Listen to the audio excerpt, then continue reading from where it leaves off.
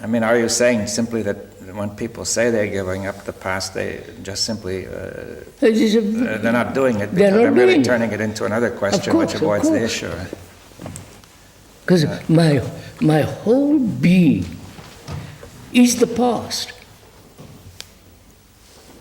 Yes, well, modified, changed, and so on, but it has its roots in the past. Yes. Now, if you told somebody, okay, give all that up, but in the future you will have something quite different, a lot better, then you might get, people would be attracted, right? But the better is still from the past. Well, if you say that, but see,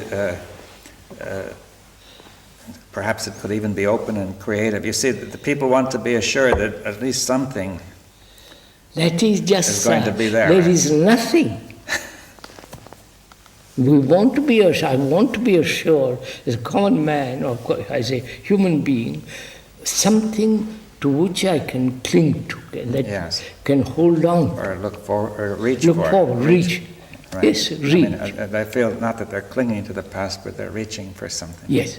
That's the common feeling. If I reach something, it is still the past. The past. Yes, though that's often not obvious because people say it's a big new revolutionary situation. But it has its roots in the past. Yeah. That's what I'm asking. As long as I have my roots in the past, there cannot be order. Because the past is pervaded with disorder. Right? Disorder.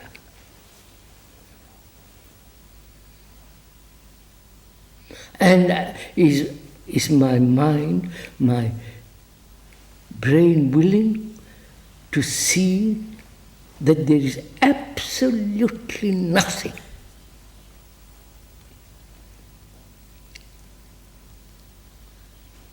If I give up the past, you follow, sir? Yes, and you say there's nothing to reach for. Nothing. I mean, there's no movement. Yes. Well. Therefore, I cannot possibly give up the past. So, people dangle in front of me a carrot. And I'm like a silly person, I follow it. So if I have no carrots, nothing as a reward or punishment, how is this past to be dissolved?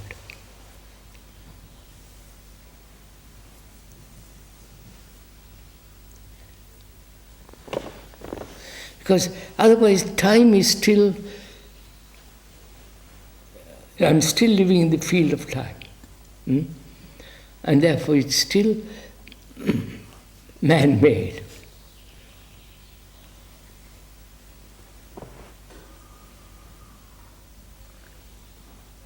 So what shall I do?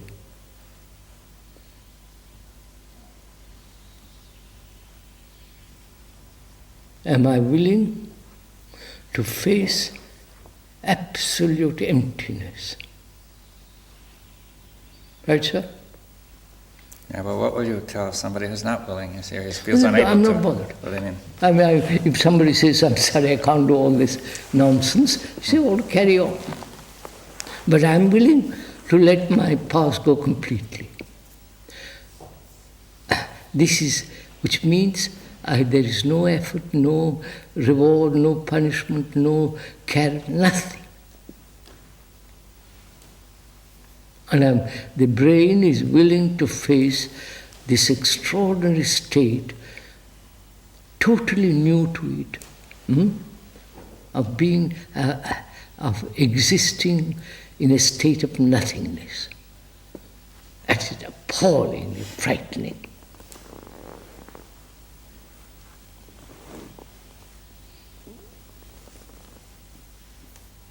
You see, even these words will have their meaning rooted in the past, and of course, that's where the fear comes in. We have understood that. Yes. The word is not the thing. But then that's the cause of the fear, because from the roots in the past, this notion of nothingness is my fearful. brain says, I'm willing to do that.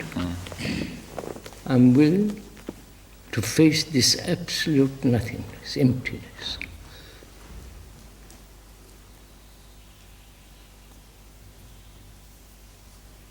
Because it has seen for itself all the refuges, the various places where it has taken refuge are illusions. So it has finished with all that.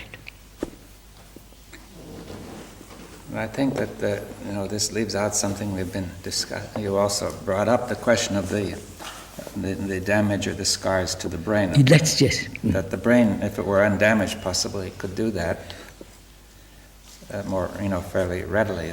Now, can I discover what has caused damage to the brain? One of the factors is strong emotions. Yes, a strong, sustained emotion. Strong, sustained emotion, like hatred. Yes. I mean, probably a flash of emotion doesn't do it, but people keep it up. Yeah, of course. Hatred, anger. Fear. A sense of violence. There's obviously this are not only a shock, they wound the brain. Right? Or excessive excitation too, by getting excessively excited by other means such as pleasure. Of course. Drugs and all the rest of it. Excessive excitement, excessive anger, violence, hatred, all of that. The natural responses doesn't damage the brain, right? Yeah. Now, my brain is damaged. Suppose it's been damaged through anger. Yes, you could even say that probably nerves get connected up in the wrong. Nerves are connected in the wrong way, and the connections are too fixed. I think there is evidence that that these things will actually change the structure. Structure, yes. That's what I'm saying.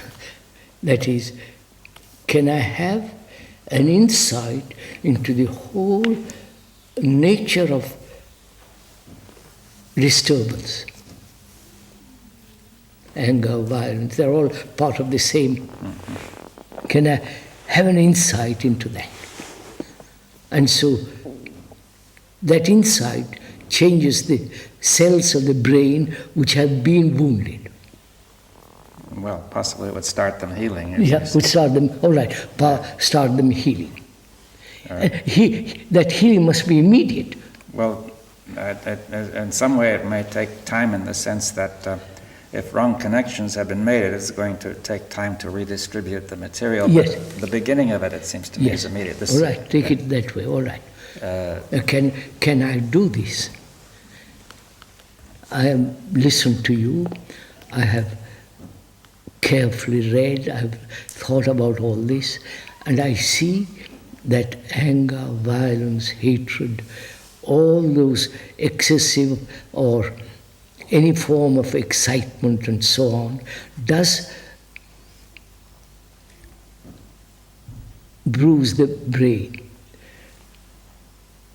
And the insight into this whole business does bring about a mutation in the cells. Now, it is so. And the nerves and all their adjustments will be as rapid as possible. Yes. That I'm not... The same thing happens with cancer cells. Sometimes the cancer suddenly stops growing and it goes the other way. Other way, quite. For some reason that's unknown, but a change must have taken place in that cell, in those cells. All right. Would it be so, if I may ask, I may be on the wrong track, when the brain cells change, there's a fundamental change there, the cancer process stops? Yes, fundamentally it stops and it starts to dismantle. Dismantle, yes, that's it.